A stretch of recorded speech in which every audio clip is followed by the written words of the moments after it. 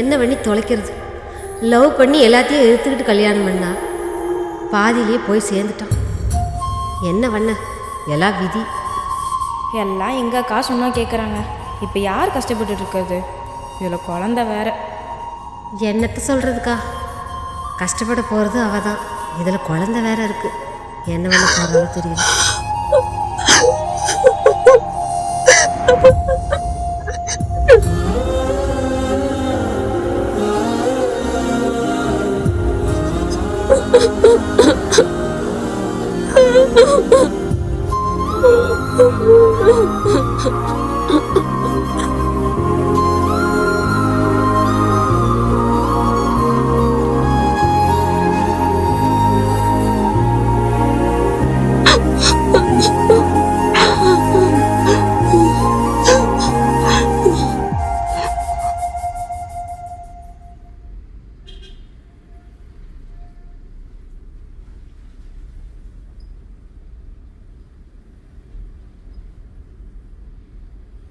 அப்படியே உட்கார்ந்துருந்தா என்னம்மா பண்றது?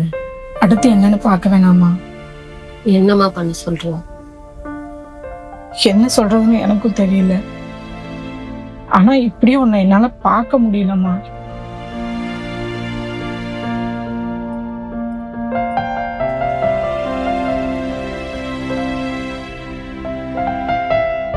வேலைக்கு போட்டாமா, குழந்தைய பாத்துக்கிறியா? அத முதல்ல பண்ணுமா. என்னடா அம்மா அப்படி சொல்றேன்னு நினைக்காது. நமக்கு வாழ்க்கையில வர வலியும் கஷ்டம் நம்மளை பாதிக்க கூடாதுன்னா நம்ம நம்மளை பத்தி யோசிக்கிறத கூட நேரம் இல்லாம ஓடணும். அப்பதான் இதுல இருந்து வெளியில வர முடியும். புரியுதா?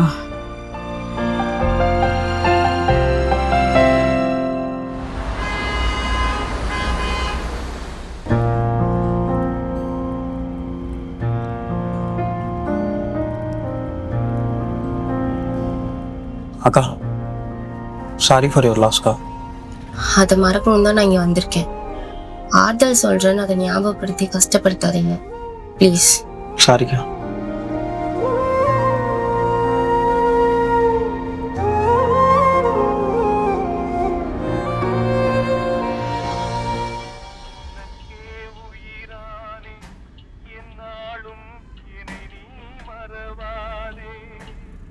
அம்மாடி, இன்னைக்கு சுந்தரம் மாமா வந்திருந்தாரு. அதுக்கு இப்போ என்னம்மா? விசாரிச்சாருமா, ரொம்ப சங்கடப்பட்டாரு. அவர் பையனுக்கூட டைவர்ஸ் ஆயிடுச்சான் சொல்லி ரொம்ப கவலைப்பட்டாரு. ரொம்ப நல்ல பையன்மா, நல்ல வேலைக்கு போறான். இப்போ என்னம்மா சொல்ல வர? டைரக்டா சொல்லு. இப்படியே இருந்தா எப்படிம்மா? அடுத்து என்னன்னு? அம்மா, அவன் என்னை விட்டு போயிட்டான் தான். ஆனா அவனோட இடத்துல என்னால வேற யாரையும் வச்சு பார்க்க முடியாதுமா. சுந்தரமாமா இவ்வளோ பேசுறாருல, நான் ஓடி போனப்ப என்னை எவ்வளோ பேசினாரு. சரி விடு. அன்னைக்கு நீ விளையாட்டா கேட்டல்லம்மா, உங்க பையனுக்கு என் பிள்ளைய கட்டி தரீங்களான்னு. அப்ப அவர் என்ன சொன்னாரு? என் பையனுக்கு 100 பவுன் போட்டு கட்டுறதுக்கு ஆள் இருக்குன்னு எவ்வளோ கேவலமா நம்மளை பேசினாரு. இப்ப மட்டும் என்னவா? தங்கச்சிங்கிற பாசத்தினாலயா? அவங்க பையனுக்கு டிவோர்ஸ் ஆயிடுச்சு. வெளியில போய் பொண்ணு தேடினா ஏன் டிவோர்ஸ் ஆச்சு, எதுக்கு ஆச்சுன்னு காரணம் சொல்லணும்ல. ஆனா உங்ககிட்ட அது தேவை கிடையாது. ஆனா அவங்க தங்கச்சி பிள்ளை தனியா இருந்தா வாழ்க்கை கொடுத்துட்டோன்னு வெளியில சொல்லி தியாகிங்கிற பேரை அவங்க வாங்கிப்பாங்க. நான் என்ன அவ்வளோவாமா கெட்டு போயிட்டேன்? இன்னொருத்த எனக்கு வாழ்க்கை கொடுத்து தியாகிங்கிற பேர் வாங்கிக்கிறதுக்கு. உன் அண்ணன் பையனுக்கு அவ்வளோலாம் கஷ்டம் வேணாமா. உனக்கு பாரமா இருந்தா சொல்லு, நான் இங்கிருந்து கிளம்பிக்கிறேன். இன்னொரு டைம் இந்த மாதிரிலாம் பேசிட்டு இருந்தான்னா சொல்லிட்டு இருக்க மாட்டேமா, கிளம்பி போயிட்டே இருப்பேன்.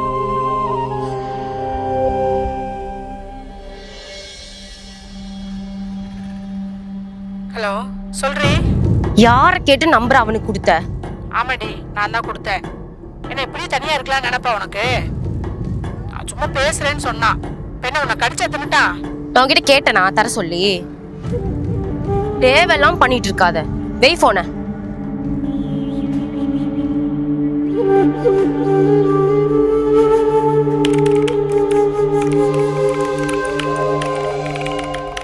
என்னாச்சு?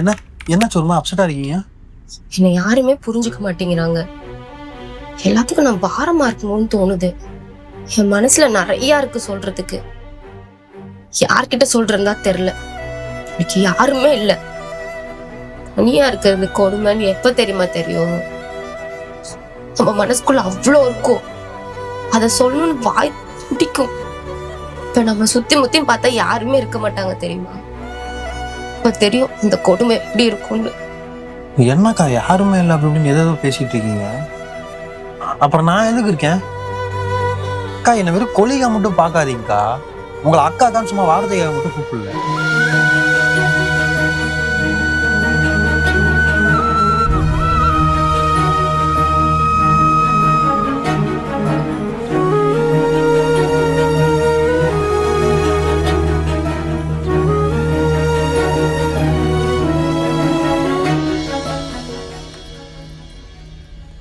அக்கா இதெல்லாம் என்ன பண்றீங்க? மாமி நல்லா இருக்கேன்டா. நல்லா இருக்கீங்களாக்கா? புள்ள என்ன பண்ணிட்டு இருக்கா? தூங்குறா சித்தி. சரி சரி சரி. உன் கையால டீ குடிச்சு ரொம்ப நாள் ஆச்சு. போய் சித்திக்கு ஒரு ஸ்ட்ராங்கா டீ போட்டு வரியா?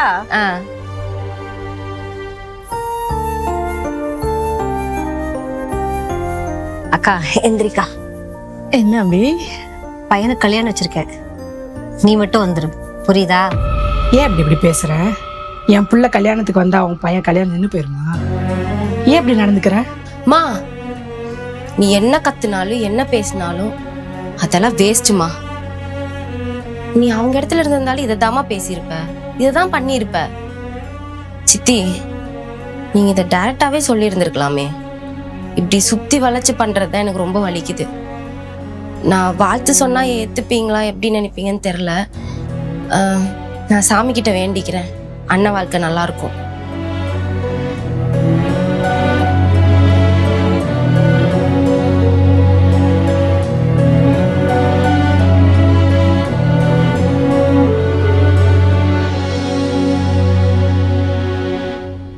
ஏய், நீ எதுக்குடா இதெல்லாம் எடுத்துட்டு வர? நீ தானே அப்புறம்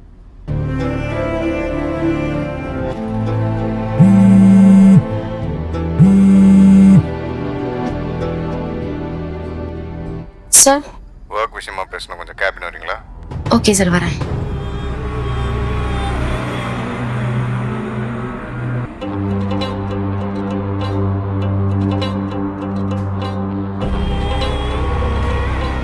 சார், வர சொல்லிருந்தீங்க.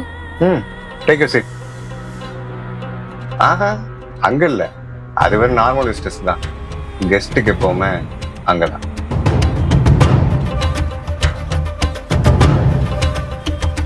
டோமனே வந்துடுறேன்.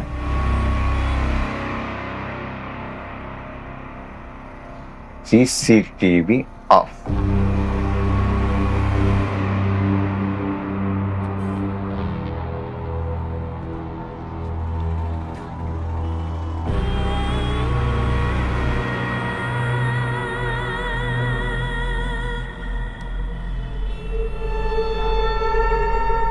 நைட்டு ஒர்க் விஷயமா கால் பண்ணா எடுக்க மாட்டீங்களா? நைட் பேச முடியாது சார், பாப்பா தூங்கிட்டு இருப்பா. ஸோ அப்போ எமர்ஜென்சினா உங்களுக்கு எப்படி மித்ரா கான்டாக்ட் பண்றது? மோரோவர் மேனேஜ்மெண்ட் கிட்ட அடிக்கடி டச்சில் இருந்துட்டே இருக்கணும். நெக்ஸ்ட் டைம் கரெக்ட் பண்ணிக்கோங்க. 11 மணிக்கு என்ன சார் எமர்ஜென்சி இருக்க போகுது? அண்ட் உண்மையாகவே எமர்ஜென்சி இருக்குன்னா நான் அட்டன் பண்ணியிருப்பேன் சார். பட் மோரோவர் கம்யூனிகேஷன் இருக்கணும் தான். ஆனால் நைட்டில் பில் பண்ணணும்னு நீட் இல்லையே சார். Thank you sir. உன்ன மாதிரி பல பொண்ணுங்களை பார்த்த வேண்டியது, கவனிச்சுக்கிறேன்.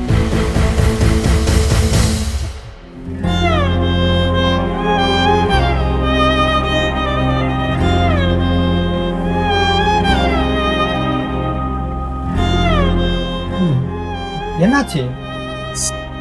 சொல்லி என்ன ஆக போகுது?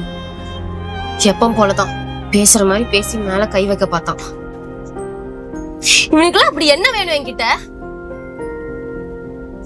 சதை எடுத்து கையில கொடுத்துட்டான், வெறி அடங்குமா? சின்ன பண்ணி தொலைறது, பல்ல கடிச்சிட்டு வேலை பார்க்க வேண்டியதுதான்.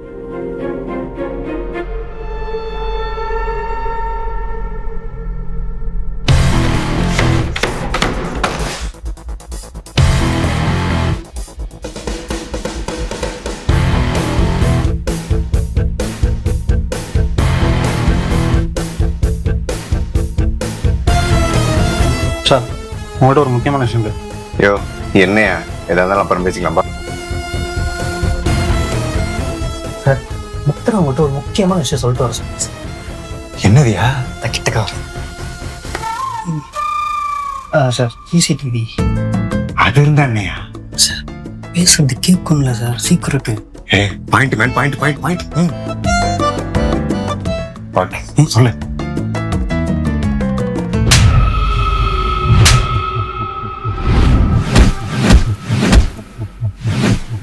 என்ன இங்க பாரு, தனியா கூப்பிட்டு வச்சு பேசுறேன்ற பேர்ல தடவை ட்ரை பண்றது, மிட் நைட்ல கால் பண்றது, அன்வான்டா மெசேஜ் பண்ண மாதிரி நான் இப்ப வில்லன் மாதிரி பண்ணிட்டு இருந்தேன்னு வச்சுக்கேன், செக்ஸ் டார்ச்னு சொல்லி கம்ப்ளைண்ட் பண்ணுவேன். மித்ராக்கு கொடுத்தேன்னு சொல்ல மாட்டேன், கீழே இருக்கிறனால வாட்ச்மேன் அவனுக்கு கொடுத்தேன்னு சொல்லுவேன்.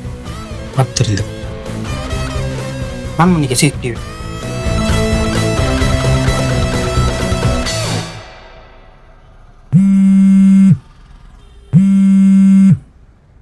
ஹலோ. என்னங்க கால் பண்ணாலும் அட்டன் பண்ணல, மெசேஜ் பண்ணாலும் ரிப்ளை பண்ண மாட்டேங்கிறீங்க. நான் ஒர்க்கில் இருக்கேங்க, சொல்லுங்க. இல்லைங்க மெசேஜ் எதுவும் ரிப்ளை வரலையா, அதான் கால் பண்ணேன். நான் ஒர்க்கில் இருக்கேங்க, அப்புறமேல் கூப்பிடுறேன். என்னாச்சு? யாரு? வேற யாரு? வாழ வைக்கிறேன், வாழ்க்கை கொடுக்குறேன்னு ஒரு தியாகி பட்டத்தை தூக்கிட்டு திரிவாங்கல்ல, அவங்க தான் என் மாமா பையன். அதுக்கு ஏங்க அவாய்ட் பண்றீங்க? ஒருவேளை அவருக்கும் உங்க மேல ஏதாவது உண்மையா இன்ட்ரெஸ்ட் இருக்கலாம்ல, பேசி பார்க்கலாம்ல. பேசும்போது எல்லாருமே நல்லவங்களா தான் தெரிவாங்க. நல்லா பேசுறவங்களெல்லாம் நல்லவங்களாயிட முடியுமா? அதை நம்பியெல்லாம் இன்னொரு வாழ்க்கையில போக எனக்கு இன்ட்ரெஸ்ட் இல்லை சுத்தமா. நான் தனியாவே இருந்துக்கிறேன். எவ்வளவு நாளைக்கு தனியா இருக்க முடியும்னு நினைக்கிறீங்க? நாங்க லவ் பண்றப்ப ஒரு 2 நாள் கூட பார்க்காம இருக்க மாட்டோம். ஆனா இப்போ 3 மாசம் ஆச்சு. நான் இருக்கிறது இல்ல, பழகிடும். காலை எல்லாத்தையும் பழக்கப்படுத்தும். பழகுற வரைக்கும் வலிதான், ஆனா பழகிக்கணும். நானே மாதிரி பேசுறீங்க. அனுபவத்துல வருது.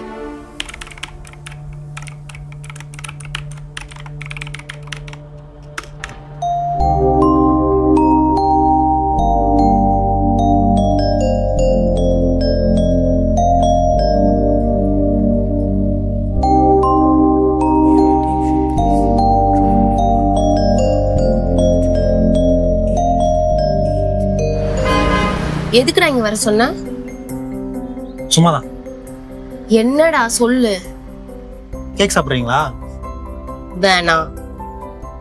சரி பாப்பாக்கு ஏதாவது வாங்கி போங்க. உன்னை கொல்ல போறேன். எதுக்கு வர சொன்ன சொல்லு. ரொம்ப நாளே என் மனசுக்குள்ள ஒன்று தோணுது. என்ன? நான் சொன்ன நாளை பின்ன என்ன பிரச்சனை வரும் அதெல்லாம் எனக்கு தெரியல. அதான் உங்ககிட்ட சொல்லணும். இதுக்கு மேல உங்க முடிவு தான். கல்யாணம் பண்ணிக்கலாமா?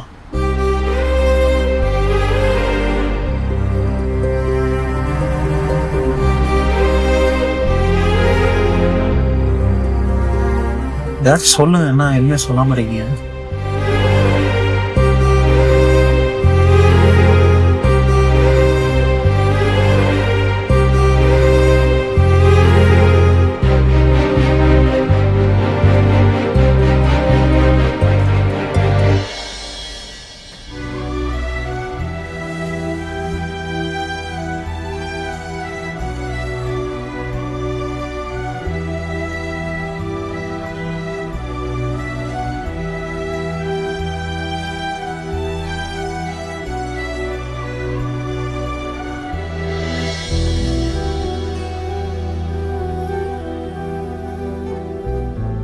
என்னம்மா அந்த பையன் சொன்னதவே நீ யோசிச்சுட்டு இருக்கியா? அப்படிலாம் ஒண்ணும் இல்லம்மா. ஏமா போய் சொல்ற? அந்த பையன் நல்லவன்னு உன் மனசு ஏத்துக்குச்சு, ஆனா ஏதோ ஒரு பயம் இருக்கு உன் மனசுக்குள்ள, திரும்பவும் அந்த தப்பு நடந்துருமோன்னு. நீ முதல்ல கெட்டதெல்லாம் ஒதுக்கி வச்சுட்டு நமக்கு நல்லதான் நடக்குதுன்னு நம்பி ஒரு அடி எடுத்து வை. இப்ப நடந்த கெட்டதோட அவ வாழ்க்கையில நீ ஒரு கெட்டது நடந்துற போது விடுமா, பாத்துக்கலாம். நல்லா யோசிச்சு ஒரு முடிவை சொல்லு.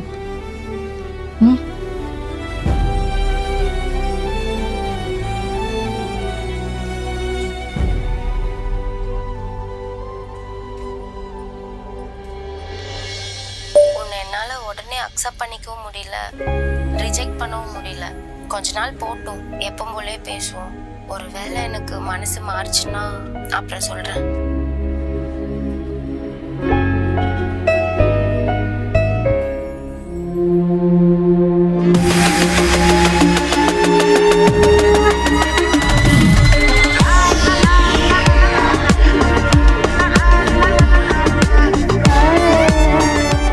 ஏண்டி நீ தான் சொன்ன நல்லா பேசுனாங்களா நல்லா வாங்கலாம். இப்போ உன்னே எப்படி சொல்ல வச்சேன் பார்த்தியா? உன்ன மாதிரி தத்துவம் பேசுகிறவங்கலாம் தப்பான வழியில தான் போய் சிக்குவாங்க. இப்போ நீ என்கிட்ட சிக்கனல்ல அந்த மாதிரி